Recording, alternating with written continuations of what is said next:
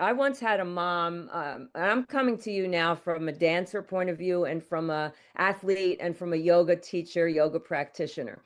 I once had a mom that came to me from Europe, and she said she used this device. It's called the Epino, EPI-NO. It's like stands for, I guess, no episiotomy. But there's a lot of research about it, and she required it of all her first-time moms.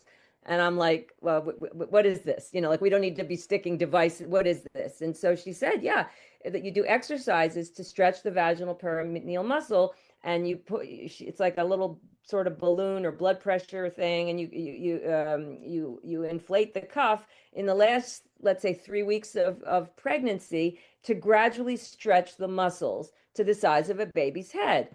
And I was like, ding, I wanted to speak to this midwife. Not only did this midwife speak to me, she shared with me a ton of research on this.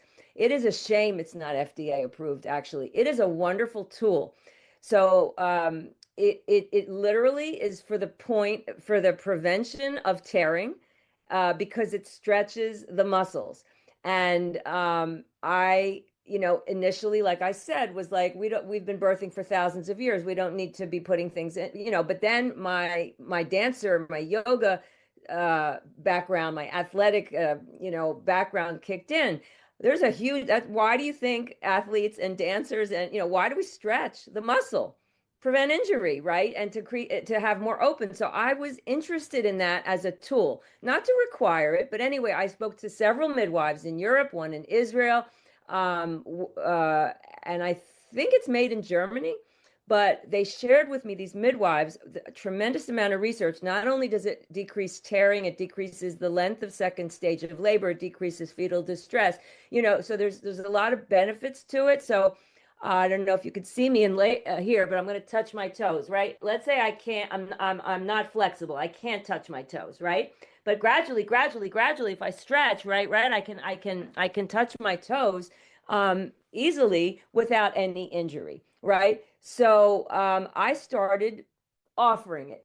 This was about 20, I've been doing this 30 years, so maybe this was about 20 years ago, because this I spoke to enough midwives and this woman who introduced me to it, right?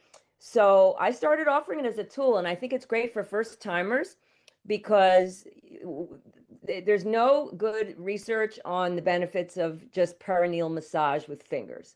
It just doesn't do the trick as stretching the perineum and the vaginal muscles to the sides of a baby's head. And there's no research to really show that this does anything.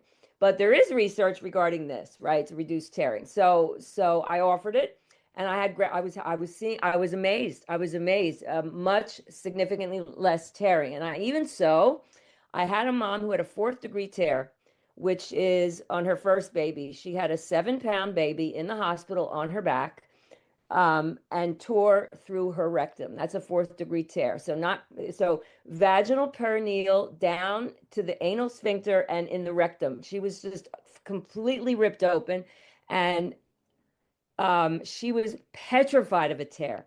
I said, you know what?